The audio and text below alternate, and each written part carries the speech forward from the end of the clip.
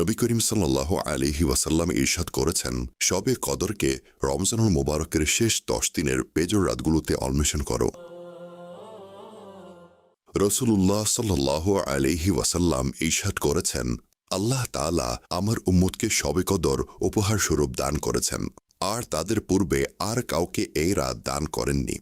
আল্লাহ পাক সূরা কদরের মধ্যে ইরশাদ করেছেন, শবে কদর হাজার মাসের চেয়ে উত্তম। রাসূলুল্লাহ সাল্লাল্লাহু আলাইহি ওয়াসাল্লাম ইরশাদ করেছেন, যে ব্যক্তি শবে কদরে ঈমান ও একনিষ্ঠতার সহিত ইবাদত করবে তার পূর্ববর্তী গুনাহ ক্ষমা করে দেওয়া হবে। শবে কদরের সর্বনিম্ন 2, সর্বোচ্চ 1000 এবং মধ্যম পর্যায়ের পরিমাণ হল 100 রাকাত, যেগুলোতে মধ্যম পর্যায়ের কিরাত হল প্রতি রাকাতে সূরা ফাতিহার পর একবার সূরা কদর এবং 3 বার সূরা ইখলাস পাঠ করা এবং প্রতি 2 রাকাত পর সালাম ফিরিয়ে নবী পাক সাল্লাল্লাহু আলাইহি ওয়াসাল্লামের প্রতি দরুদ পাঠ করা। আল্লাহুম্মা ইন্নাকা আফুউন কারীমুন তুহিব্বুল আফওয়া ফাআফু আন্না।